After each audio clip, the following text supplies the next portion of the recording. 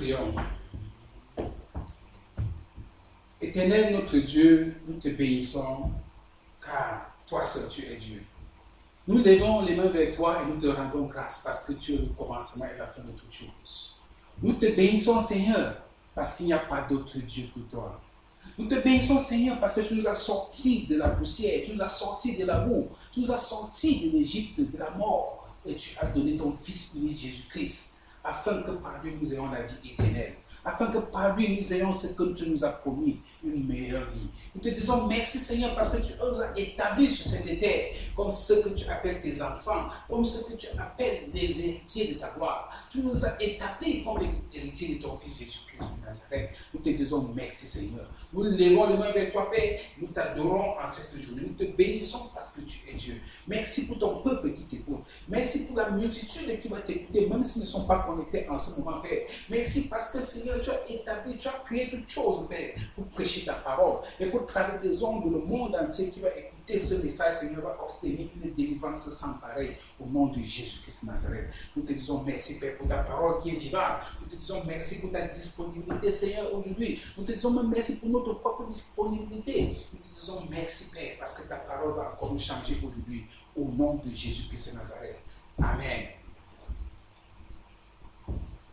Nous servons un Dieu bon. Nous servons un Dieu magnifique. Nous servons un Dieu qui a un plan pour nous. Nous servons un Dieu qui a su comment nous créer et nous a créés dans une perfection sans pareil. Nous servons Dieu, ce Dieu qui s'est donné lui-même pour nous racheter, pour donner une vie à ceux qui étaient déjà morts. Il s'est donné lui-même pour nous racheter entre les mains de la mort, entre les mains de Satan. Il s'est sacrifié lui-même. Nous venons au-devant de ce Dieu aujourd'hui, nous lui disons merci. Nous venons au-devant de lui, nous explorer sa parole pour savoir pourquoi est-ce qu'il nous a créés. Oui, il nous a créés pour une raison. Il nous a donné la raison pour laquelle il nous a créés. Mais il nous a aussi mis sur un chemin dans lequel nous devons suivre, un chemin par lequel il veut nous faire parcourir pour arriver à une perfection, à une bonté, pour arriver à nous réjouir. Et quand il nous regarde, nous réjouit en tant que ses enfants. Il se glorifie en disant, j'ai créé un peuple qui est content de moi. Et dans ce parcours, il nous a amenés de l'Égypte au travers du désert. Dans ce désert dans lequel tu as traversé, ce désert dans lequel nous avons traversé ensemble, ce désert dans lequel beaucoup sont morts. Nous avons commencé ce parcours ensemble, mais d'autres sont morts dans le désert. Qu'est-ce que cela veut dire mourir dans le désert? C'est-à-dire que vous commencez un parcours du salut ensemble. Le Seigneur te sauve d'une situation, il te sauve de la mort, il sauve ton frère, il sauve ta soeur. Vous parcourez ensemble, vous êtes en train de vous réjouir de ce salut ensemble. Mais à un certain niveau, tu regardes à gauche, tu ne vois pas ton frère. Tu regardes à droite, tu ne vois pas ton frère. Où est ton frère? Où est ta soeur? D'autres sont morts dans le désert. Morts pourquoi? Parce qu'ils ont désobéi. Morts pourquoi? Parce qu'ils n'ont pas pu être patients pour arriver là où tu es arrivé aujourd'hui. Morts pourquoi? Parce qu'ils n'ont pas pu supporter la chaleur du désert.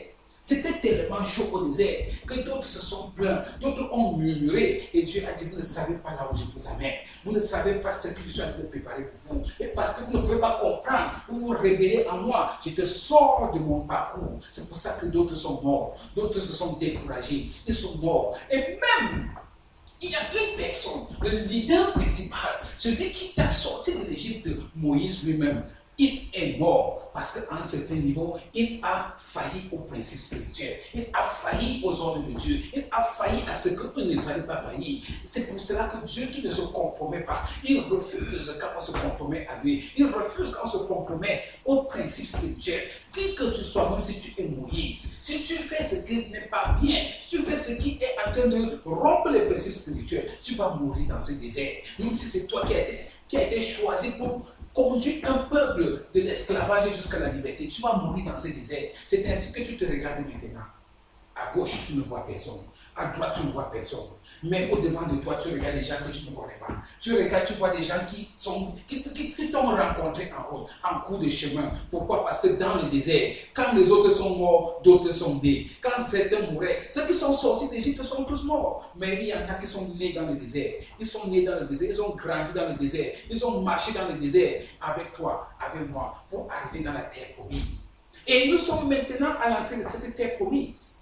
Pourquoi je dis que nous sommes à l'entrée de cette terre promise? Pourquoi je suis tellement sûr que nous sommes à l'entrée de cette terre promise? Parce que nous servons un Dieu qui se révèle à nous par son esprit. Et l'esprit de Dieu me demande de te déclarer aujourd'hui que toi qui as parcouru ce chemin, toi qui as souffert dans ce chemin, toi qui as résisté, toi qui as obéi, toi qui as marché jusqu'à ce niveau-ci, tu es en train d'entrer dans ta terre promise. Tu es en train d'entrer dans ta terre promise. Et aujourd'hui, Dieu me donne un message pour toi. Quel est ce message? Il dit, regarde ta souffrance. Regarde 40 ans que tu as passé dans la souffrance. Regarde toute cette période que tu as souffert avec moi dans le désert. Maintenant, prépare-toi, car tu vas traverser le Jourdain. Prépare-toi maintenant, car tu vas traverser ton Jourdain. Que veut dire traverser ton Jourdain? C'est-à-dire traverser cette rivière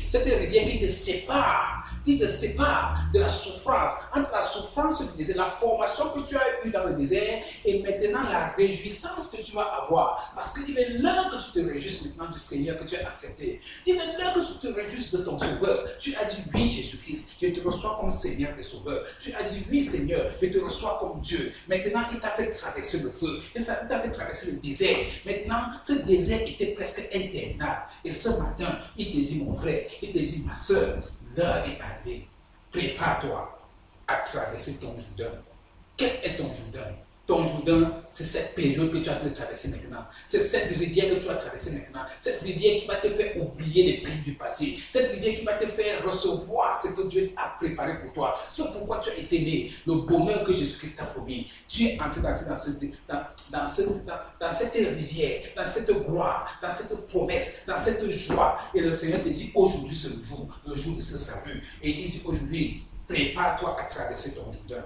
Prépare-toi à traverser ton Jourdain, car tu ne peux pas sortir du ciel directement, dire que tu traverses le Jourdain. Il a fallu que tu commences quelque part. Tu es sorti de l'Égypte, tu as parcouru le désert, tu as vu les autres mourir, les autres abandonnés, tu as vu tout, mais tu as résisté, Et Dieu te vient aujourd'hui, il vient te donner ton cadeau. Ton cadeau, c'est, mon fils, tu as bien fait, car maintenant tu vas traverser le Jourdain. Mais maintenant, pour traverser le Jourdain, il faut que tu te prépares. Comment cela veut dire? Qu'est-ce que cela veut dire, se préparer pour traverser le Jourdain? Nous allons rentrer dans la parole de Dieu, explorer la parole de Dieu, regarder ce qui s'est passé. Comment Moïse a conduit un peuple du début jusqu'à la fin, un peuple de l'Égypte. Il a traversé la mer Rouge avec la puissance de Dieu. Il a conduit ce peuple glorieux. Il a amené ce peuple jusqu'à l'entrée de la terre promise, là où il a commis une bêtise. Il a violé les règles spirituelles. Et le Seigneur a dit, tu ne vas pas traverser. Tu ne peux pas traverser. J'ai tué les autres, pourquoi pas toi? Parce que les autres ont été rebelles. Toi, tu te rebelles, tu n'es pas différent des autres. Ce n'est pas parce que tu es leader que tu crois que tu peux faire du n'importe quoi au devant de Dieu et Dieu ne va pas te punir. Il va te punir même plus que les autres. Dieu lui a montré que voilà ça, mais tu ne vas pas entrer. Et maintenant, Dieu a choisi une autre personne, Josué. Nous allons entrer dans l'histoire de Josué ce matin. Le début du ministère de Josué. Et nous allons comprendre comment est-ce que nous pouvons nous identifier à cette histoire et prendre possession de ce qui nous appartient. Rentrons dans la parole de Dieu. Maintenant que nous sommes en train de nous préparer à traverser notre Jourdain, qu'est-ce que cela veut dire que de se préparer pour traverser son Jourdain? La première des choses que nous devons avoir en tête, c'est de pouvoir réfléchir, de pouvoir comprendre, de pouvoir écouter de la voix de Dieu. Écouter de Dieu pour savoir ce qu'il faut que nous fassions. Et notre texte de base aujourd'hui, c'est le livre de Josué 1. Josué chapitre 1. Du tout premier verset de Josué chapitre 1, la parole de Dieu déclare, après la mort de Moïse, serviteur de l'Éternel, l'Éternel dit à Josué, fils de Nun, serviteur de Moïse, Moïse, mon serviteur, est mort. Maintenant, lève-toi, passe ce Jourdain, toi et tout ce peuple, pour entrer dans le pays que je donne aux enfants d'Israël. Alléluia. Gloire à Dieu. Reprenons ce verset. Verset 1 et 2. Regardons ce verset avec beaucoup d'attention. Regardons ce verset avec beaucoup d'inspiration. Et par la grâce de Dieu, nous allons remarquer quelque chose. Après la mort de Moïse, Moïse meurt. La mort de Moïse. Que veut dire Moïse dans ta vie? Qui est Moïse dans ta vie?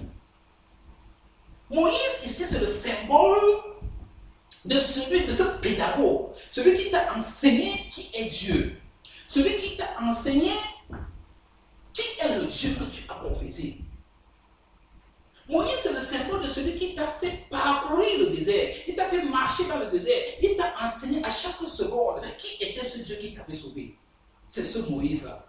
Dieu attend que quand tu reçois la parole de Dieu, quand tu reçois sa parole, quand tu reçois les événements de sa parole, quand tu marches avec lui, Dieu attend qu'à un certain niveau, que tu puisses faire la différence entre Moïse, qui t'a conduit dans le désert pour t'amener à la terre promise, et qui est Josué. Il dit, Moïse l'instructeur, Moïse le pédagogue, Moïse celui qui avait le bâton pour te fouetter chaque fois quand tu faisais des conneries, Moïse qui t'enseigne, qui te réveille chaque matin, Moïse qui est en train de te conduire, qui t'enseigne qui je suis. Ce Moïse, c'est de ce Moïse que je suis en train de parler. Il est mort. Pour que tu entres dans ta terre promise, il faut que tu fasses la différence entre le moment où tu apprenais Dieu et le moment que tu es en train de te réjouir de Dieu. Dieu dit que c'est le moment de te réjouir de moi. Moïse est mort, mon serviteur est mort. Puisque qui est le serviteur de Dieu? Celui qui enseigne ce que Dieu est en train de donner au peuple de Dieu. Moïse est cette personne qui enseigne la parole de Dieu au peuple de Dieu. Donc, ici, nous nous rendons compte dans le ministère de Josué. Josué n'est pas tellement là pour apprendre la parole de Dieu aux autres, non. Josué n'est là que pour leur rappeler ce que Moïse a fait depuis longtemps. Donc, tu as pris le temps d'apprendre la parole de Dieu. Tu as eu le temps de méditer la parole de Dieu. C'est pour cela que depuis que tu étais dans le désert, Dieu est en train de t'enseigner. Il te prépare maintenant. Il te donne sa parole. Il te donne ses instructions. Il te dit que, hey, je suis en train de t'amener quelque part. Mais quand tu vas arriver à ce quelque part-là, je n'aurai plus le temps de te parler de cette parole. C'est toi qui auras la responsabilité maintenant d'écouter cette parole, de pouvoir suivre cette parole. Pour le moment, je t'enseigne. Et quand tu seras en train de manger les raisins de la terre promise, certainement tu vas même oublier. Parce que les raisins seront tellement bons que tu vas oublier le Dieu qui t'a donné les raisins. La formation dans la parole de Dieu, c'est dans la souffrance. C'est ce Moïse qui était là pour faire ce genre de travail. Le serviteur de l'Éternel. Et Dieu peut confesser, dit, après la mort de Moïse, serviteur de l'Éternel. Écoute bien ce que la parole de Dieu dit. L'Éternel dit à Josué, fils de Nun, serviteur de Moïse. Il y a deux serviteurs. Le serviteur de l'Éternel et le serviteur de Moïse. Alors, si tu n'as pas une oreille spirituelle, tu ne peux pas comprendre ce qui a pu se passer ici. Dieu dit que moi, je me confie, je me fie beaucoup plus à ce Moïse, parce que lui, il était en train d'écouter de moi pour vous enseigner. Maintenant, tout ce que tu vas recevoir maintenant, là, ce n'est pas aussi important pour moi que ce qui s'est passé dans le désert. Parce que dans le désert, je t'apprenais qui je suis.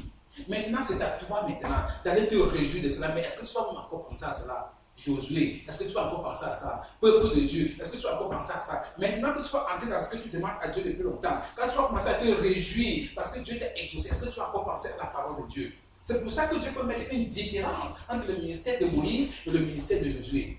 Parce que le ministère de Moïse, c'est le ministère du bâton. C'est le ministère qui est en train de fouetter pour que tu prennes la bonne direction. Dieu aime cela. Il corrige celui qu'il aime.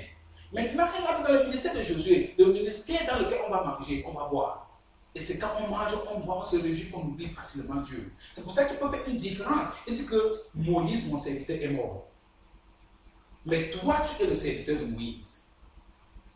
Moïse, mon serviteur, est mort. Maintenant, lève-toi, passe ce Jourdain. Lève-toi, passe ce Jourdain. Il s'adresse maintenant à qui? En toi, il y a un Moïse. En toi, il y a un Josué. Laisse le Moïse qui était en train de t'apprendre la parole de Dieu, est en train de donner la place maintenant au Josué qui va te conduire à jouir de cette parole de Dieu. Donc, une partie de toi qui est maintenant, qui connaît la parole de Dieu, la partie de toi qui maîtrise la parole de Dieu, doit se lever maintenant et prendre possession de tout ce que tu as appris dans la parole de Dieu. Tout ce que tu as appris servait à quelque chose. Maintenant, c'est le moment d'exercer le pouvoir sur ce que tu as appris. Ça, c'est le Josué en toi qui doit se réveiller maintenant. Parce que quoi? Parce que Dieu ne peut pas éteindre, tu ne peux pas recevoir. Si tu vis, tu meurs avec Moïse en toi, tu vas au paradis, c'est tout à fait normal. Mais Dieu voudrait que le Moïse qui a grandi en toi donne la place maintenant à Josué qui est aussi en toi, pour que Josué puisse mettre en pratique cette parole, pour jouir de cette parole. Cette parole a été donnée pour que tu jouisses de cette parole, pour que tu saches que tu sais un Dieu vivant. Donc maintenant, Dieu dit que c'est le moment de recevoir, c'est le moment de lever tout ce que je t'ai donné, tout ce que tu as mangé dans le désert. Il est maintenant temps de pratiquer cela. Il est maintenant temps d'entrer dans la terre promise et de mettre en pratique cette parole. Ça, c'est le Josué qui est en toi. Il doit maintenant exercer son ministère. Laisse Josué travailler en toi maintenant. Et il dit, lève-toi, passe ce Jourdain, toi et tout ce peuple. Toi et tout ce peuple. Ne dis pas mon peuple, il dit tout ce peuple. Écoute, Dieu ne dit pas toi mon peuple. C'est ce peuple. Dieu appelle maintenant ce peuple, parce qu'il connaît comment est ce peuple. Un peuple, quand il commence à manger, qu'il oublie ce Dieu-là. Il dit avec tout ce peuple. Pour entrer dans le pays que je donne aux enfants d'Israël. Donc maintenant, tu ne peux pas entrer dans cette terre promise sans avoir le diplôme de Moïse. Le diplôme de Moïse, ça veut dire quoi? La parole de Dieu que tu as eu le temps de boire, le temps de manger, le temps de recevoir dans le désert pendant 40 années. Tu ne peux pas entrer dans la terre promise si tu es vide de la parole de Dieu. C'est que le diable va t'effacer en une seule seconde. Parce que tu seras en train de posséder quelque chose que tu ne maîtrises pas. Mais il voudrait que la parole que tu as reçue dans le désert pendant 40 ans, que tu utilises cette parole maintenant quand le diable vient pour te contrer. Déjà, pour entrer dans la terre promise, ce n'était pas une histoire qu'on a laissé les maisons, on a laissé les raisins pour que les gens ne viennent pas les manger. Il fallait qu'on se batte pour recevoir tout ça. Tu vas te battre avec parce que tu n'as pas la parole de Dieu en toi. C'est ce que Dieu a te demander. Et il te dit, hey mon gars, tout ce que tu as reçu, est-ce que tu as la certification de Moïse? Est-ce que tu as le diplôme qui sort du ministère de Moïse? Quel est le diplôme que tu as pour entrer dans la terre promise? La parole de Dieu. Est-ce que tu as reçu cette parole dans le désert? Est-ce que tu as cette parole prête en toi maintenant que tu veux traverser la terre promise? Que tu veux traverser le Jourdain? C'est la question que tu es en train de te poser aujourd'hui. Et il se rend compte qu'il a en face de lui un peuple qui n'a rien compris. Un peuple qui est encore en train de discuter. Comme toi, tu es en train de discuter. Comme moi, je suis en train de discuter. On dit, oui, je suis le pasteur celui-ci, pasteur A, je suis le pasteur B, je suis de Moïse, l'autre je suis de Josué, l'autre je suis de ceci. Il dit, mais vous êtes fous, vous ne comprenez absolument rien. La Bible des églises sortent aujourd'hui. J'ai envie de te donner la terre promise. J'ai envie de te donner, j'ai envie que tu te réjouisses. Maintenant, tu viens me dire que mon pasteur a dit. Mon apôtre a dit, mon prophète a dit, mais moi je suis en train de t'amener quelque part. Et c'est pour ça qu'il nous amène dans 1 Corinthiens 3, verset 1 à 17. Et il nous pose une question. 1 Corinthiens 3, verset 1 à 17. Pour moi, frère, ce n'est pas comme à des hommes spirituels que j'ai pu vous parler, mais comme à des hommes charnels, comme à des enfants en Christ. Je vous ai donné du lait, non de la nourriture solide, car vous ne pouviez pas la supporter. Et vous ne pouvez pas même à présent, parce que vous êtes encore charnels. En effet, puisqu'il y a parmi vous de la jalousie et des disputes, n'êtes-vous pas charnels et ne marchez-vous pas selon l'homme? Quand l'un dit, moi je suis de Paul, et un autre, moi d'Apollos, n'êtes-vous pas des hommes? Qu'est-ce donc Apollos? Qu'est-ce que Paul? Des serviteurs par le moyen desquels vous avez cru, selon que le Seigneur l'a donné à chacun. J'ai planté, Apollos a arrosé, mais Dieu a fait croître. En sorte que ce n'est pas celui qui plante qui fait quelque chose, ni celui qui arrose, mais Dieu qui fait croître. Celui qui plante et celui qui arrose sont égaux. Et chacun recevra sa propre récompense selon son propre travail. Car nous sommes ouvriers avec Dieu.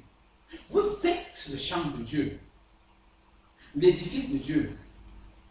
Vous êtes le champ de Dieu, l'édifice de Dieu.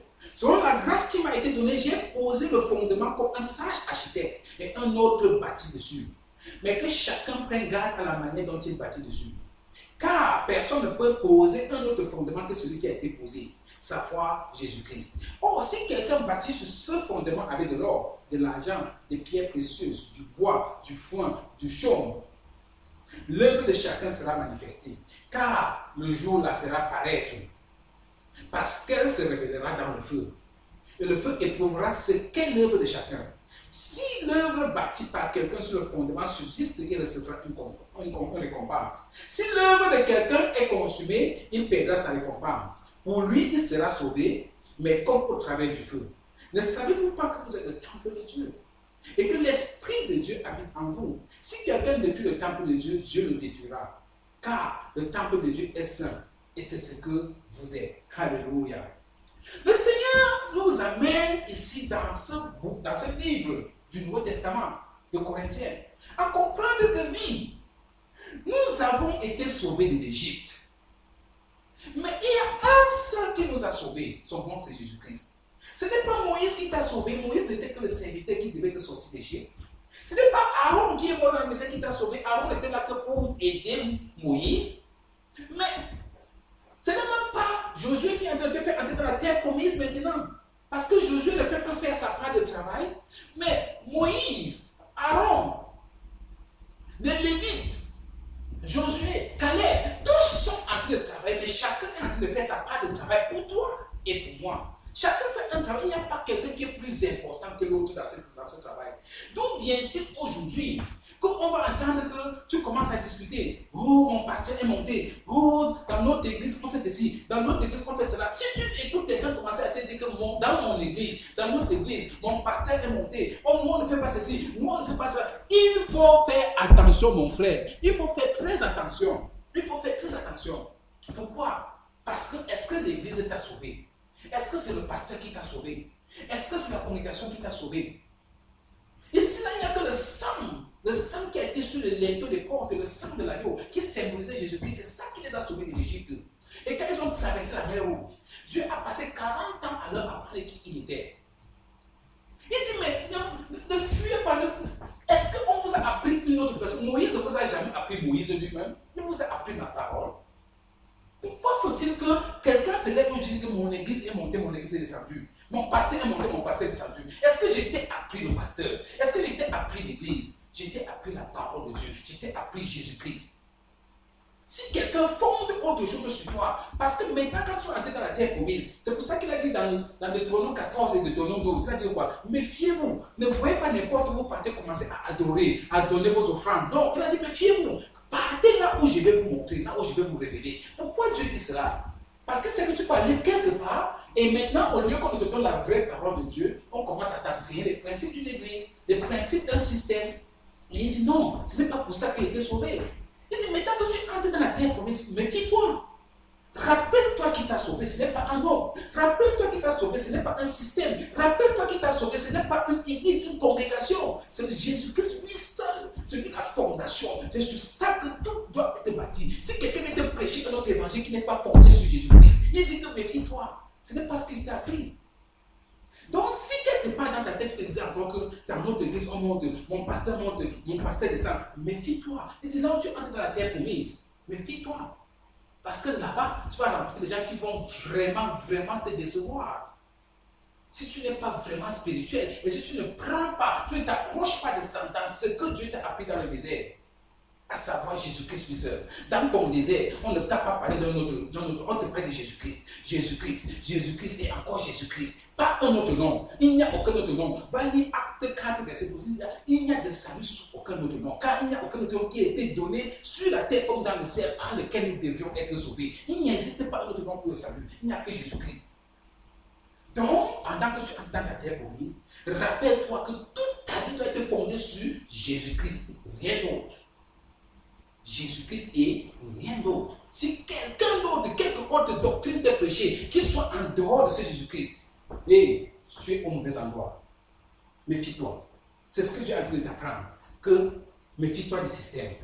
Méfie-toi absolument des systèmes. Pourquoi tu nous rappelles cela? Allons dans Galates 3, verset 23 à 25. Galates 3, 23 à 25 dit: avant que la foi vînt, nous étions enfermés sous la garde de la loi, en vue de la foi qui devait être révélée. Ainsi, la loi a été comme un pédagogue pour nous conduire à Christ, afin que nous fussions justifiés par la foi. La foi étant venue, nous ne sommes plus sous ce pédagogue. Gloire à Dieu. Dieu nous rappelle cela. Qu'est-ce que Dieu a te dit? Que Moïse, dans le désert, tout ce qu'on a souffert, c'était pour t'apprendre. C'était un maître, un pédagogue. Il avait le bâton pour te fouetter. Il avait le bâton pour te diriger. Il avait le bâton pour te ramener sur le droit chemin. Parce qu'il est en train de te préparer pour la foi, la vraie foi, que tu vas exercer maintenant quand tu entres dans la terre promise. Tu vas exercer ce que tu as appris depuis longtemps. La loi qui est derrière, c'est la Bible. Est-ce que cette Bible-là t'a préparé maintenant à exercer ce que tu connais? Ce pédagogue-là, ce livre de la loi que tu détiens en main, c'est ça qui t'a préparé à pouvoir exercer tes droits d'enfant de Dieu. Tu ne peux pas oublier le pédagogue. Quand tu deviens ministre ou quand tu deviens ingénieur, est-ce que tu oublies le maître qui t'a enseigné à la scène? Non. Est-ce que tu oublies le professeur qui t'a enseigné au lycée? Non. Est-ce que tu oublies ton professeur d'université? Non. Ils sont là pour t'enseigner, ils t'ont bâti.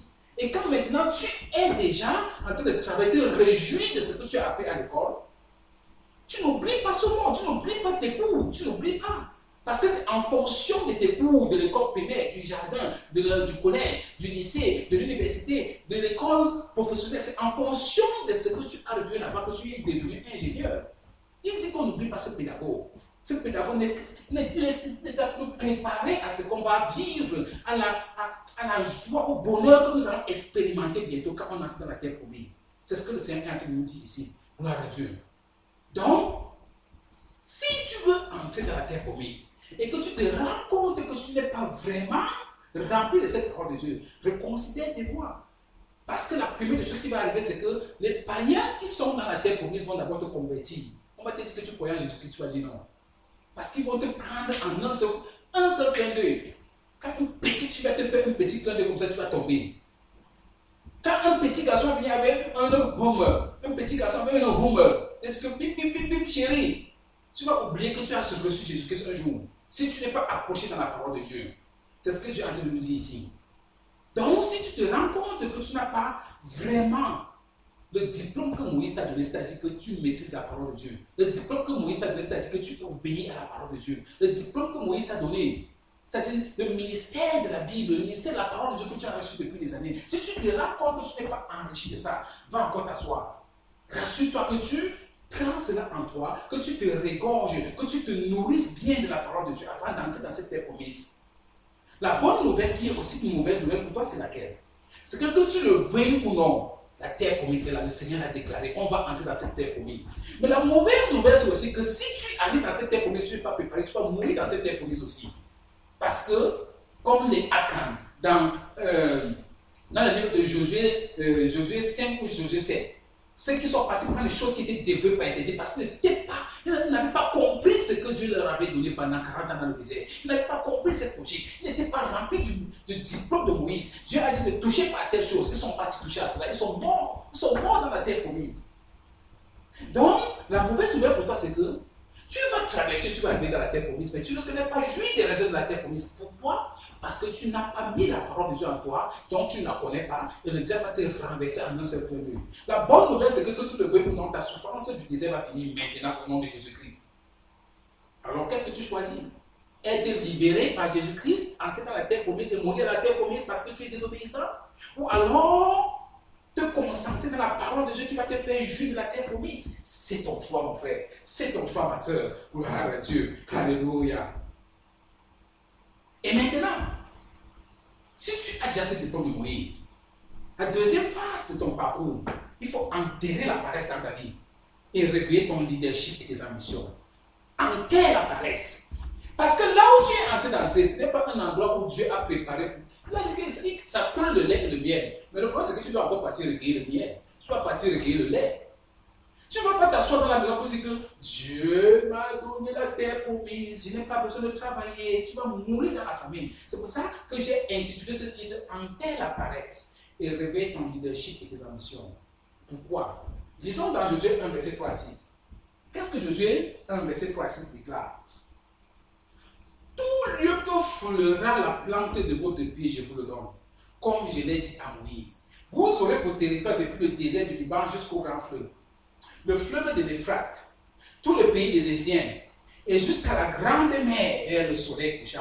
Nul ne tiendra devant toi tant que tu vivras. Je serai avec toi comme j'ai été avec Moïse. Je ne te délaisserai point, je ne t'abandonnerai point. Fortifie-toi et prends courage, car c'est toi qui mettras ce peuple en possession du pays que j'ai juré à leur père de leur donner. Gloire à Dieu. Alléluia. Regardez, il y a quelque chose de très dangereux dans ce verset. Quelque chose de très merveilleux, de très dangereux. Le problème, c'est que Dieu ne dit pas que j'ai préparé la nourriture qui t'attend. La salade ne t'attend pas sur une table. Il dit tout lieu que foulera la plante de ton pied. Tu es là, tu es paresseux, tu ne peux même pas sortir de ta chambre pour aller au travail. Tu dis que Dieu va te bénir. Quelle qualité de bénédiction? Il dit, sors, marche, tout lieu que tu vas fouler de ton pied, je te le donne. Donc c'est en marchant. Donc tu prends possession, tu marches, tu prends possession dans tout ce que tu es en train de faire. Parce que si tu ne marches pas, il dit, tout lieu que ton pied va fouler. Le problème c'est quoi? Le problème c'est que cette tension, ta possession va se retrouver sur tes pieds. Tu foules, tu touches un territoire avec tes pieds, c'est à toi. Tu touches un territoire avec tes pieds, c'est à toi. C'est ce que tu es en train de dire. Ce n'est pas en te couchant dans la maison. Si tu es paresseux, tu ne vas pas y parvenir. Il dit, prépare-toi. Tu es en train d'entrer dans la terre promise, mais tu ne vas pas dans cette terre promise pour te reposer. C'est pour que ce qui t'appartient, c'est là où tu vas fouler le pied. Si tu ne touches pas de ton pied, ce n'est pas pour toi. C'est un appel à la foi. Donc si tu ne vois pas là où tu es en train de partir, tu ne vas pas y arriver. Si tu n'as pas une vision maintenant, si tu n'es pas ambitieux, tu ne vas pas y arriver. Tu vas mourir dans les portes de Jéricho. Parce que Jéricho était la première ville qu'ils ont rencontrée. Les géants étaient dans Jéricho, mais il fallait déjà battre les gens de Jéricho. Donc, Dieu nous appelle maintenant à avoir une vision, des ambitions. Ce n'est pas parce que tu as traversé le Jourdain que tout le monde, toutes les choses, on a abandonné tout compte, c'est pour toi. Tu dois te battre. Tu dois combattre pour recevoir cela. Mais avec la grâce, que tu ne vas plus te battre comme ça s'est passé dans le désert. Dans le désert, c'est Dieu qui te donnait. Maintenant, c'est toi qui te bats pour recevoir. Mais tu te bats du bon côté parce que tout ce que tu penses, c'est pour toi. C'est ça qu'on appelle la terre promise. Alléluia. C'est pour ça qu'il dit, tout lieu que fleura la plante de ton pied, je te le donne. Comme je l'ai dit à Moïse. Vous aurez pour territoire depuis le désert et le Liban jusqu'au grand fleuve. Est-ce que je peux mesurer? Du désert au grand fleuve. Il ne donne pas de nom. Des limites. Quel est ton désert? Ils ont passé 40 ans dans le désert. De quel désert Dieu parle ici? Il te donne la limite. Depuis la souffrance là jusqu'au grand fleuve. Le désert, c'est le soleil, il n'y a pas d'eau. Le fleuve, c'est l'eau. Alors tu détermines, choisis. Tu veux aller où? Tu veux te limiter où? En fait, il te donne un chèque blanc. Chèque blanc, mais le montant n'a pas dedans, c'est ce que tu as en train de te donner. C'est ce que tu es en train de dire. Je n'ai pas de montant. Toi-même, mets le montant, écris ce que tu veux. Depuis le désert jusqu'au grand fleuve. Le fleuve de l'Euphrate, tout le pays des Égyptiens, et jusqu'à la grande mer, vers le soleil couchant. Le soleil couchant, le soleil se couche où? Le soleil couchant. Il n'y a pas de frontière. Je te dis que partout où tu pars, en prononçant le nom de Jésus-Christ, et tant que tu es dans la terre promise, c'est pour toi. Alors mon frère, ma soeur, c'est ton rêve. Sois ambitieux. Élargis tes temps. Sois ambitieux parce que tu as décrété déjà que c'est le moment de prendre possession de ce que tu lui demandes depuis longtemps. Il ne peut pas te donner ça dans le désert. Parce qu'il voulait te donner ça dans la terre promise. Là où coule le lait et le miel. Mais il faut que tu partes recueillir ça. Si tu ne vas pas recueillir, tu ne vas pas boire. Si tu ne vas pas recueillir, tu ne vas pas te battre, tu ne vas pas recevoir. Alléluia. C'est ce que le Seigneur nous dit. Ce n'est pas moi qui le dis. Nul ne tiendra devant toi. Il te donne de l'assurance. Nul ne peut tenir devant toi. Parce que c'est moi qui vais combattre pour toi. Mais il dit, nul ne tiendra devant toi tant que tu vivras. Écoute ceci. Il ne dit pas que tant que je te laisse vivre. Il dit tant que tu vivras. C'est ton choix de mourir ou de vivre. C'est ton choix. Si tu veux mourir, va mourir. Mais Dieu dit que tant que tu vivras, nul ne va tenir au-devant de toi. Tant que tu vivras. Il n'a pas dit tant que je te laisserai en vie. Tant que tu vivras. Donc, c'est ta sagesse qui va te faire survivre. C'est ta stratégie qui va te faire survivre. Mais tant que tu es en train de vivre, Dieu dit que nul ne tiendra au-devant de toi. Dieu n'est pas là pour te tuer pendant qu'il va traîner pendant 40 ans dans un désert pour venir te mettre dans la terre promise et te tuer immédiatement. C'est ta responsabilité de pouvoir être sage dans cette vie et de savoir comment manier l'épée de la vie, l'épée de la longévité. C'est à toi le choix. Ce n'est pas à Dieu de venir te choisir quand tu vas mourir ou bien quand tu vas vivre. Gloire à Dieu. Il dit, je serai avec toi comme j'ai été avec Moïse. Je ne te délaisserai point, je ne t'abandonnerai point. De la même façon qu'il a été avec sa parole en toi. De la même façon qu'il est fidèle à sa parole et que lui, il est toujours dans sa parole. Il se veille sur sa parole pour l'accomplir. Je t'ai dit que Moïse est le symbole de la loi, le symbole de la Bible. De la même façon qu'il est fidèle dans sa parole. Si tu mets en pratique cette parole-là, il ne va jamais t'abandonner parce qu'il est fidèle dans cette parole. C'est ce que Dieu a dit ici. Gloire à Dieu. Fortifie-toi et prends courage. Sois fort, prends courage, car c'est toi qui mettras ce peuple. Écoute, est-ce que tu comprends ce qu'il a dit de moi, ce que Dieu dit ici? Ne me demande plus le pain quotidien, car c'est toi qui mets ce peuple en possession de ce que je leur ai promis. Il dit que c'est tout.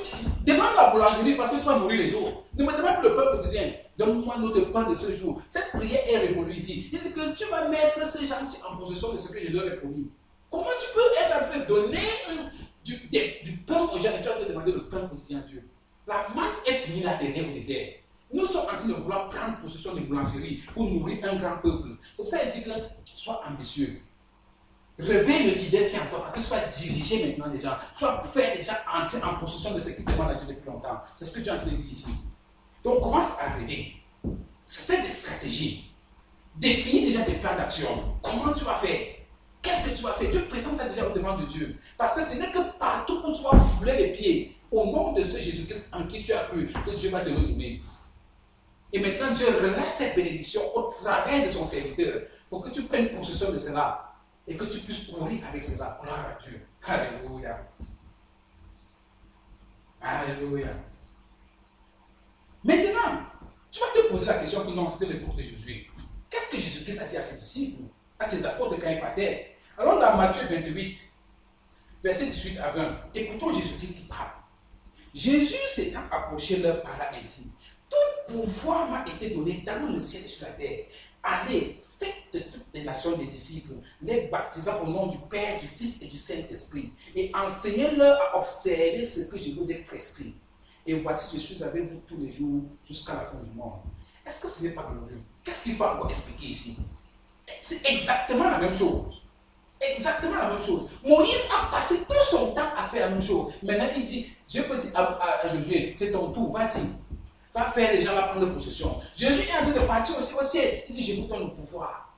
Allez, faites de tout le monde entier. Allez faire mettre le monde entier en possession de ce qui leur appartient. Le salut. De la même façon, Dieu nous envoie aujourd'hui. Il nous donne le même pouvoir, mon frère. Il nous donne le même pouvoir, ma soeur. Tu as trop souffert. C'est le temps maintenant de te réjouir de ce que tu attendais de Dieu depuis longtemps. Gloire à Dieu. Mais pour que tu t'en sors, Dieu revient sur le même principe. Le même principe et le même principe. D'où le troisième point, épouse la Bible. La Bible doit être ta femme. La Bible doit être ton mari. La Bible doit être tout pour toi. C'est la seule façon que tu vas pouvoir t'en sortir. Parce que sans la parole de Dieu, tu ne vas nulle part. Il dit, je veille sur ma parole pour l'accomplir. Si tu veux vraiment mettre Dieu dans les problèmes, viens avec Dieu, viens avec sa parole me présenter. Il dit, je veille sur ma parole pour l'accomplir. Va lire dans le livre de Jérémie chapitre 1. Il dit, je veille sur ma parole pour l'accomplir. C'est ce que ce Dieu peut faire. Comment quelqu'un veille sur la parole pour l'accomplir? Et toute sa pensée, la Bible que tu as en main. Et toi, tu vas encore rester pauvre. Tu vas encore rester souffrant. Non, il dit, je veille sur ma parole pour l'accomplir. Gloire à Dieu. C'est pour ça que nous revenons maintenant sur ce point. Épouse la Bible. La Bible doit être ta femme, ton mari, ton enfant, tout pour toi. Il dit dans Josué 1, verset 7 à 8. Fortifie-toi seulement et aie bon courage, en agissant fidèlement selon toute la loi que Moïse, mon serviteur, t'a prescrite. Ne t'en détourne ni à gauche ni à droite, afin de réussir dans tout ce que tu entreprendras. Que ce livre de la loi ne s'éloigne point de ta bouche. Médite-le jour et nuit pour agir fidèlement selon tout ce qui est écrit. C'est alors que tu auras du succès dans tes entreprises. C'est alors que tu réussiras. Qu'est-ce qu'on va encore dire dans ce verset? La seule chose que je peux rappeler encore dans ce verset, c'est que quoi? Que ce livre de la loi ne s'éloigne pas de ta bouche. Qu'est-ce qui est plus proche de ta bouche? Qu'est-ce que tu embrasses chaque jour si ce n'est pas ta femme? Qu'est-ce que tu embrasses chaque jour si ce n'est pas ton mari? Mais il te dit que c'est la Bible que tu dois embrasser, chérie, aimer. S'il faut avoir n'importe quel genre de relation avec la Bible doit être tout pour toi. Épouse la Bible. Plus que ton chéri, plus que ta chérie. La Bible doit être tout pour toi. La parole de Dieu doit être tout pour toi. C'est ce que tu as fait. C'est le secret. Le seul secret pour réussir là où tu as voulu partir. Il dit, oui, je t'ai donné la terre, je t'ai donné tout ça, mais le secret, c'est ici. Médite cette parole jour et nuit. Le secret de ta réussite, c'est dans cette parole. Ce livre de la loi que Moïse t'a donné, c'est toujours la même parole. Dieu insiste sur la même chose. Sinon, la terre promise va te tuer. Est-ce que tu sais que tu dis que tu pries, tu demandes la voiture? Si Dieu veut te dire qu'il ne te donne pas la voiture, il te donne le Boeing, tu vas faire quoi avec le Boeing? Tu ne vas pas mourir. Tu vas mourir parce que tu ne peux pas supporter la bénédiction. De la même façon, ce que Dieu a préparé pour toi dans la terre promise, c'est en fonction du degré de la parole que tu as reçue. Ou bien que tu as gardé, parce que la parole a été donnée quand même. Mais est-ce que tu l'as gardée? C'est la question que tu as envie de te poser. Il y a des bénédictions qui peuvent te tuer.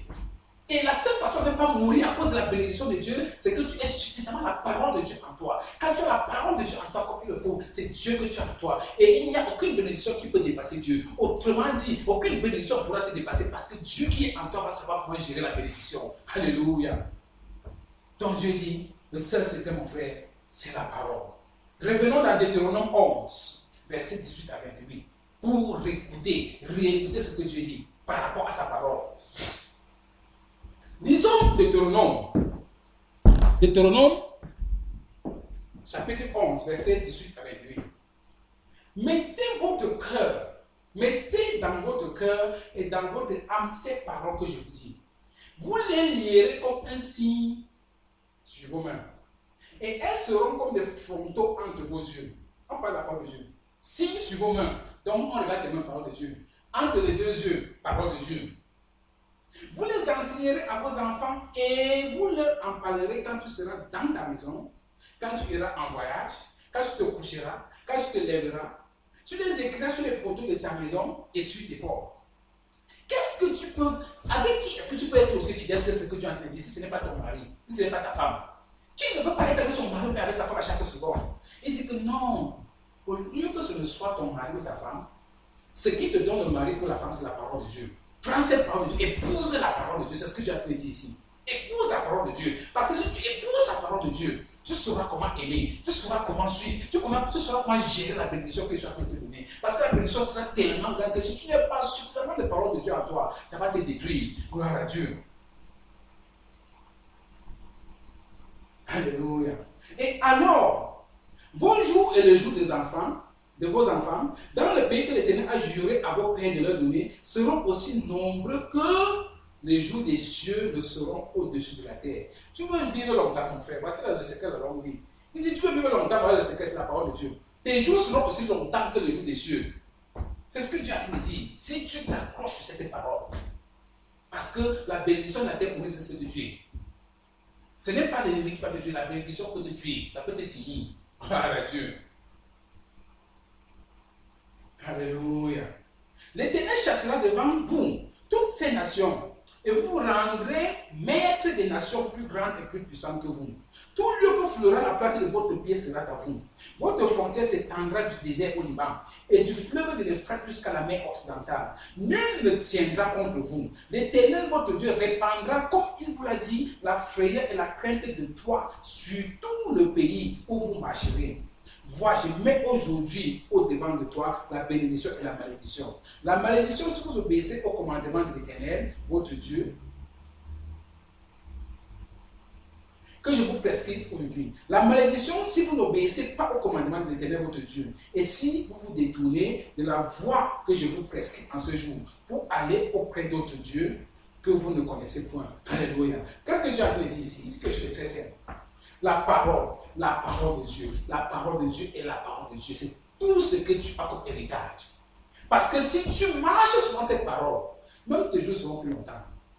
Et il dit que quand tu vas partir, mon frère, quand tu vas sortir d'ici, ma soeur, de ce culte aujourd'hui, quand tu vas sortir, quand tu vas traverser ce Jourdain, tu n'as pas besoin de faire la publicité, on te connaît déjà. On va te voir, les gens vont s'écarter parce que partout tu fous la patte de pied. Quelqu'un se lève contre ton ennemi, Dieu, il dit que c'est moi qui vais le frapper. Si quelqu'un se lève contre toi, il dit que c'est moi qui m'occupe de lui parce que tu suis ma parole. Tu as dit d'écouter ma parole. Tu n'as pas besoin de prier contre tes ennemis parce que moi je connais tes ennemis. Et quand ils vont se lever contre toi, et c'est là je vais les écraser. C'est ce que tu dis. Va lire ta Bible dans Ésaïe 43.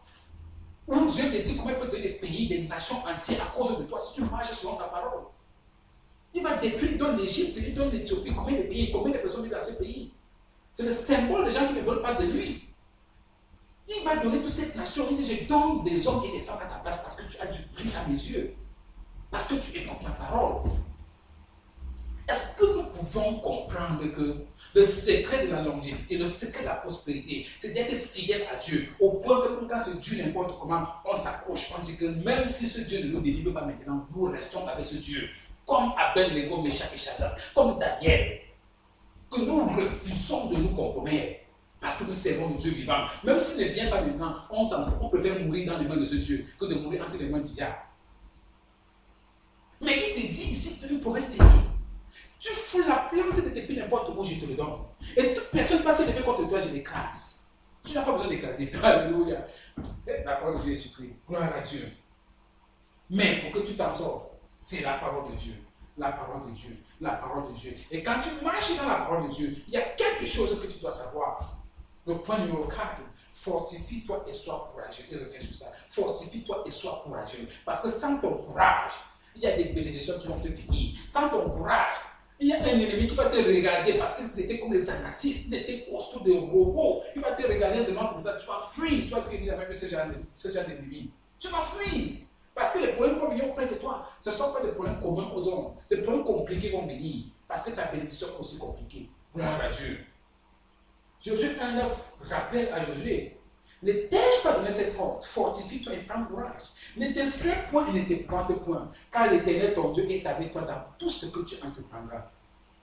Tant que tu vis dans la parole de Dieu, tout ce que tu entreprendras, la parole de Dieu dit que Dieu est avec toi. Dans tout ce que tu vas entreprendre, toutes tes entreprises, il sera là. À l'école, il sera là. Dans l'examen, il sera là. Dans ton business, il sera là. Dans ton travail, il sera là. Partout où tu fous la prière, ton pied, il est déjà là. Il t'a déjà précédé. C'est ce que la parole dit.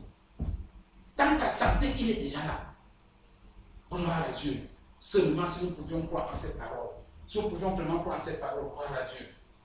Il dit dans Ésaïe 54, verset 14 à 17. Verset 54, oui, Ésaïe 54, verset 14 à 17. Tu seras affermi par la justice. Donc là où tu parles, c'est qui va t'affermir, qui va te rendre ferme, c'est ta justice. Donc ne laisse rien d'autre venir compromettre ta justice. C'est pas parce que tu es enfant de Dieu que tu vas commencer à soulever les épaules, machin, n'importe comment, parce que tu es enfant de Dieu. C'est ta justice. Ton humilité va t'affermir. Tu seras affermi par la justice. Bannis l'inquiétude, donc ne sois pas inquiet, arrête l'inquiétude.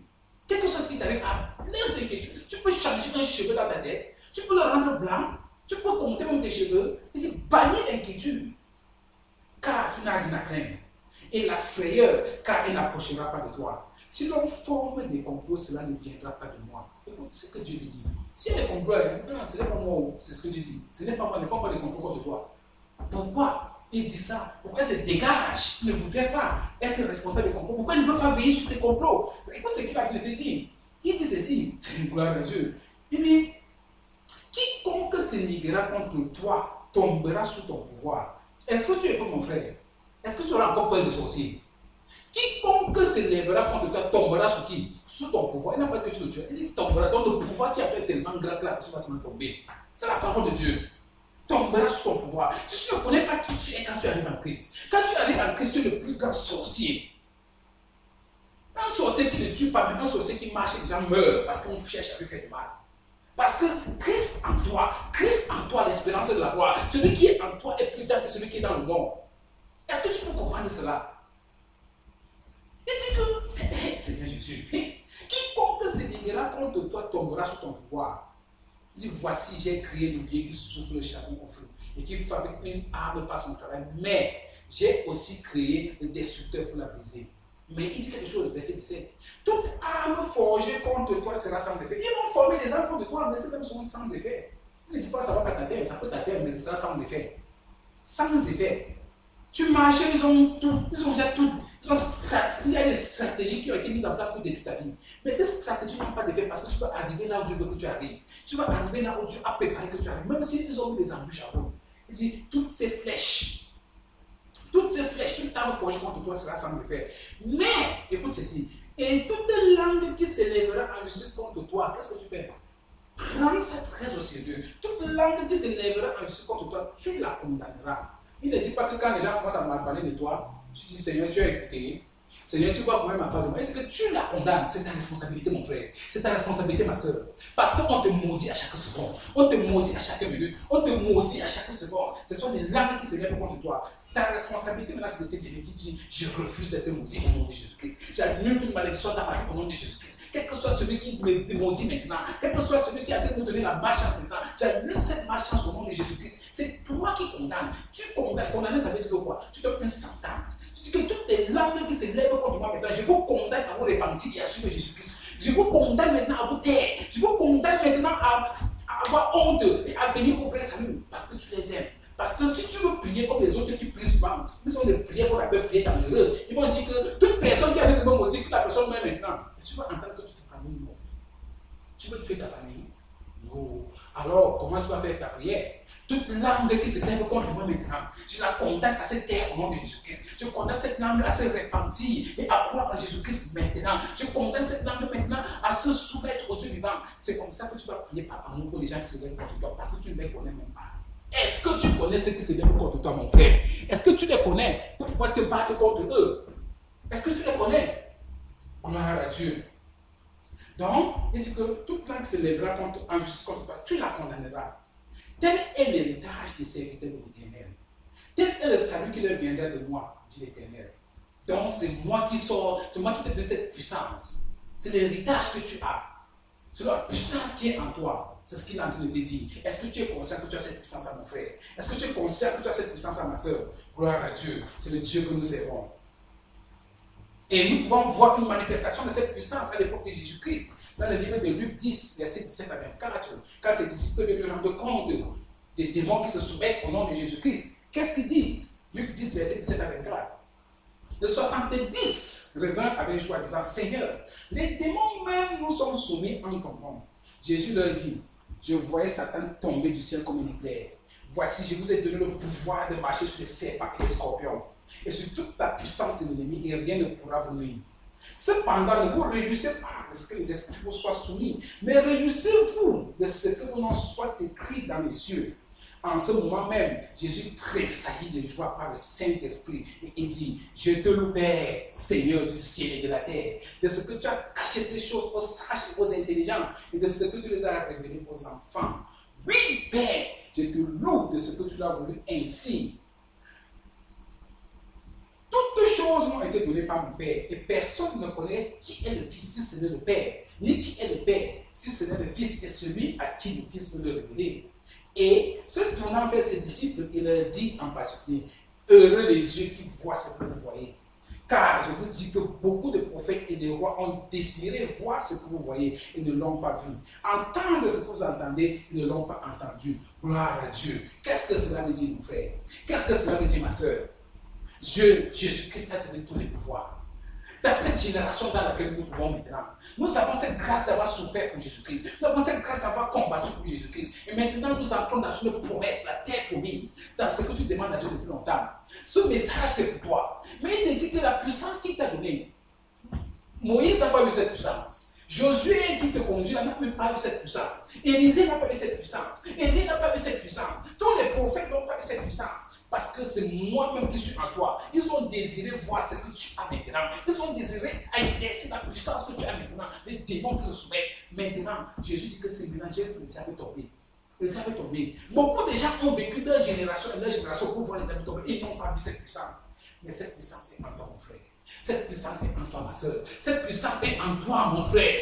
Cette puissance est en toi. Mais il te dit qu'il ne te donne pas cette puissance, il te dit qu'il te donne la puissance de marcher. Scorpion, serpent, rien ne va t'arriver parce que tu es en train d'entrer en possession de ce que tu m'as demandé, en possession de ce que j'ai promis pour toi. Rien ne va te nuire. Si tu exerces cette parole, tu exerces cette puissance selon ma parole. Si tu t'embrasses avec ma parole, si tu épouses ma parole, si tu te réjouis de ma parole. C'est cette parole qui va exercer cette puissance en toi. Alléluia. Gloire à Dieu. Alléluia. Jésus-Christ est tellement bon. Maintenant, sache que toute cette puissance n'est pas pour te laisser seulement là pour te réjouir que oui, c'est bon, oui, je connais la parole de Dieu. Oui, c'est bon, elle est bonne la parole de Dieu. Et puis ça fait quoi? Il dit, le grand saint c'est quoi? Dirige. Lève-toi et dirige. Dirige. Sois un leader. Tu as reçu toute cette histoire, mais qu'est-ce que tu fais de toute cette autorité? Lève-toi et dirige. Ne dis pas que tu es un petit garçon. Comme Jérémie a dit que je ne suis qu'un petit enfant. Dans Jérémie 1, Dieu a dit que qui a mis des paroles dans ta bouche? Je t'ai conçu dans le ventre de ta mère. Comme Moïse a dit que je suis un bête, Dieu a dit que mais qui a créé la bouche? Dieu te dit que tu as reçu toute cette puissance. Maintenant, lève-toi et dirige. Dirige mon peuple. Dirige mon peuple. L'un est arrivé, ma soeur. L'un est arrivé, mon frère. Lève-toi et dirige le peuple de Dieu. Le peuple de Dieu t'attend. Il t'attend. Il veut arriver dans sa terre promise. Il veut recevoir. Combien de personnes sont connectées à toi qui attendent que tu t'en sortes pour qu'eux aussi s'en sortent? C'est la question que Dieu te pose. C'est pour ça qu'il te dit dirige. Josué 1, verset 10 à 15. Qu'est-ce que Dieu dit à Josué? Josué dit, Josué donna cet ordre aux officiers du peuple. Maintenant, Josué a déjà le courage. Il a la force. Comme toi, tu as le courage. Comme moi, j'ai le courage et la force. Maintenant, je peux me lever et parler maintenant au nom du Seigneur. Josué donna cet ordre aux officiers du peuple. Parcourez le camp. Et voici ce que vous commanderez au peuple. Préparez-vous des provisions. Car dans 3 jours, vous passerez ce Jourdain pour aller conquérir le pays dont l'Éternel votre Dieu vous donne la possession. Écoutez très bien ça. Il a dit 3 jours ici. Moi, je te donne 3 jours, mon frère. Je te donne 3 jours, ma soeur. Je me donne 3 jours. Dans 3 jours, les témoignages vont sortir. Toi qui écoutes ce message, je te donne 3 jours. 3 jours que tu vas traverser ton Jourdain. 3 jours. Si on entend encore parler de ce problème qui était derrière là-bas, c'est que ce n'est pas moi. Je te donne 3 jours. 3 jours pour être accompli. Gloire à Dieu. La parole de Dieu déclare quoi? Lisons la parole de Dieu. Alléluia. Parcourez le camp, voici ce que vous commanderez au peuple. Préparez-vous des provisions. Tu as encore 3 jours. Donc, prépare, regarde ce que tu faisais depuis combien d'années que tu souffres là. D'ici 3 jours, tu vas entrer dans une nouvelle ère. Commence déjà à réfléchir que je vais faire comment. Après 3 jours, là, quand il va entrer dans une nouvelle ère. Prépare des provisions. Ne fais pas trop d'investissements de 1 mois comme maintenant. Fais des provisions rien que pour traverser le désert. Parce que de l'autre côté du Jourdain, une nouvelle vie t'attend là-bas. Je te donne 3 jours. Le Seigneur dit 3 jours, c'est 3 jours. Je me donne 3 jours. D'ici 3 jours, je vais te donner le témoignage. Parce que je crois au Dieu vivant, sa parole, c'est la vérité. 3 jours. 3 jours. Et tu vas te dire que non, voilà vraiment un serviteur de Dieu. Je dis 3 jours. C'est écrit. La Bible se vend même dans les librairies partout, mais la parole qui sort de ma bouche, ce n'est pas la parole de la librairie. Je te donne 3 jours, mon frère. 3 jours, ma soeur. Et tu verras ce que tu vas faire dans ta vie. Si tu crois en cette parole, prépare-toi. Fais des provisions. Parce que bientôt, la manne que tu recevais chaque jour, le pain quotidien va cesser. Et tu vas entrer en possession du lait et du miel. Ce que Dieu t'a promis depuis longtemps.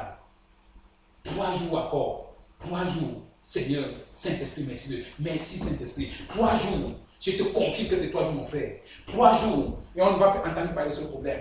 3 jours, quand tu vas traverser ce jour, on va te dire que c'est encore le même point que tu vas refuser.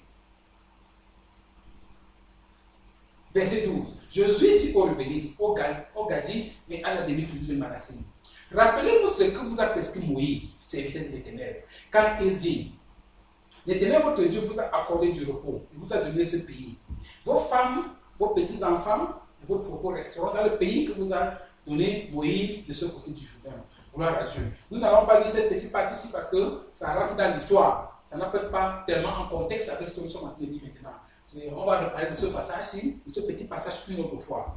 Mais pour le moment, ce que Dieu te dit, dirige, prends des initiatives de foi, dirige, donne des instructions. Dieu est avec toi dans tout ce que tu vas entreprendre. Prends des initiatives dans tout ce que tu vas faire maintenant, dans tous les projets que tu vas faire maintenant, parce que tu as obéi à la parole de Dieu, Dieu sera avec toi dans tout ce que tu entreprendras, comme je suis en train de prendre des initiatives. Prends aussi des initiatives, mon frère. Prends des initiatives, ma soeur. Car c'est le moment de sortir de sa souffrance, de cette souffrance que tu as subie depuis toutes les années. C'est le moment de sortir de ces cris agonisants. Mais il faut que tu prennes une étape de foi. Tu dois avoir la foi, de croire que c'est la dernière fois que tu as encore écouté parler de ce problème. Gloire à Dieu. Le Seigneur est glorieux. Le Seigneur est merveilleux. Il nous conduit d'une façon que nous ne pouvons même pas imaginer. Comme ici, là, il conduit son peuple. Et il peut déclarer que tu as tellement souffert. Tu as tellement souffert. Tu as tellement souffert. Tu as été avec moi, tu as marché avec moi dans tout ce désert. Tu as subi. Tu as pleuré. Beaucoup sont morts. Mais tu es resté vivant. Tu es resté vivant. Mais je veux que tu diriges maintenant. Entre dans la possession de ce qui t'est promis et dirige. Comme 1 Samuel 17, verset 32 peut dire, David étant encore tout petit, il avait déjà été un roi, mais il n'était pas encore roi. Mais il y avait l'onction de leader en lui. Il pouvait dire devant Saul que personne ne se décourage à cause de ces Philistins. Ton serviteur ira se battre avec lui. De la même façon maintenant, que personne ne vienne te dire que le problème que tu as dans Dieu là est trop lourd, est trop difficile. Minimise les problèmes au-devant de toi parce que celui qui va combattre pour toi, c'est Dieu vivant. Le Dieu vivant va combattre pour toi. Donc on ne te dise pas que le problème là est trop compliqué parce que celui qui est un peu est plus grand que le problème. Donc tu peux dire à celui qui a été découragé maintenant, tu n'as pas besoin de te décourager car moi, au nom de Jésus-Christ, je vais m'en sortir dans ce problème. Alléluia, comme David pouvait le dire. Et comme Paul peut aussi dire à Timothée, dans 1 Timothée 4, verset 12 à 16, voilà Paul qui est en train de conseiller les jeunes pasteurs, les jeunes hommes de Dieu comme toi, comme moi. Il leur dit que personne ne méprise ta jeunesse. Ce n'est pas parce que tu es encore jeune, ma soeur. Ce n'est pas parce que tu es encore petit, mon frère, que les gens vont dire que rien ne peut sortir de ta bouche. Ce n'est pas parce que moi je suis court, moi, comme je suis là, que quelqu'un va me mépriser. Moi, je vais lui dire que je sers le Dieu vivant. Il dit que personne ne méprise ta jeunesse. Mais sois un modèle pour les fidèles. Sois un modèle, mon frère. Sois un modèle, ma soeur. En parole, en conduite, en charité, en foi, en pureté. Jusqu'à ce que je vienne. Applique-toi à la lecture. J'ai peut-être parlé de la lecture. Je t'ai parlé de la lecture. Et Dieu continue de te parler de la lecture, mon frère. Dieu continue de te parler de la lecture. Tu ne peux rien faire sans la parole de Dieu. Applique-toi à la parole. Applique-toi à la lecture, à la méditation. Applique-toi à la lecture. Alléluia. À l'exhortation. À l'enseignement. Ne néglige pas le don qui est en toi. Dieu a mis quelque chose en toi. Je t'ai toujours dit cela. ma soeur. Je t'ai toujours dit ça, mon frère. Tu ne connais pas ce qui est en toi. Il dit, ne néglige pas le don qui est en toi, qui t'a été donné par la prophétie avec imposition de main de l'Assemblée des anciens. Occupe-toi de ces choses. Donne-toi tout entier à elle, afin que tes progrès soient évidents pour tous. On te va progresser. Qu'on ne dise pas que c'est le même frère qui était dans l'an passé, il est toujours dans la même position. La même sœur, elle est toujours dans la même position. Dieu veut te voir avancer maintenant. Il veut te voir avancer de progrès en progrès. Alléluia. Veille sur toi-même et sur ton enseignement. Persévère dans ces choses. Car en agissant ainsi, tu te sauveras toi-même et tu sauveras ceux qui t'écoutent. Parce que quand tu vas dans la terre promise, il y a beaucoup de distractions. Tu ne peux que rester vigilant, tu ne peux que rester survivant dans cette terre promise si tu demeures dans ce que Paul a nous dit ici. Gloire à Dieu. Et il pouvait dire à Tite, dans Tite 2, verset 15, dis ces choses, exhorte, reprends avec une pleine autorité, que personne ne te méprise, que personne ne te méprise mon frère, que personne ne te méprise ma soeur. On va croire que c'est toujours le même qui était hier, on va croire que c'est la même qui était hier, alors que ta vie a changé aujourd'hui. Dieu t'a donné encore 3 jours pour te préparer. 3 jours. Et tu vas traverser ce jour-là. 3 jours, on ne parlera plus jamais de ce problème. 3 jours, et tu vas oublier le désert. 3 jours, et tu vas entrer dans la pluie de bénédiction du Seigneur. 3 jours, et tu vas commencer à combattre maintenant. Combattre pour arracher ce qui est pour toi de façon définitive. Encore 3 jours. Crois-tu en ces 3 jours? Crois-tu que Dieu a mis fin à tes problèmes? Crois-tu que le sang de Jésus-Christ qui coule dans tes veines te purifie de toute iniquité et que tu es devenu une nouvelle personne? Crois-tu en cela? Dieu te demande de croire. Dieu te dit que la fin est arrivée. La fin est arrivée. Il est temps que tu te réjouisses de lui. Il est temps que tu lèves les mains et que tu dis Seigneur, merci. Il est temps que tu lèves les mains et que tu dis Seigneur, tu es glorieux. Et Seigneur, nous pouvons te dire aujourd'hui que tu es Dieu. Merci pour ta parole. Merci Seigneur parce que cette parole va nous changer. Cette parole nous prépare, Seigneur, à entrer dans cette terre promise en attendant ton avènement au roi de gloire. Nous te disons merci pour ta parole. Merci pour ton peuple qui t'a écouté. Merci pour tes promesses qui s'accomplissent. Merci Seigneur parce que cette parole va arriver dans les extrémités de la terre. Et toute personne qui va écouter cette parole, Seigneur, va réviser ses voies et va revenir vers toi en courant, va revenir vers toi et prendre possession de ce qui lui appartient. Je te dis merci Seigneur. Reçois la gloire, la louange et l'adoration de ce que nous vivons aujourd'hui grâce à toi. Au nom de Jésus-Christ de Nazareth. Amen.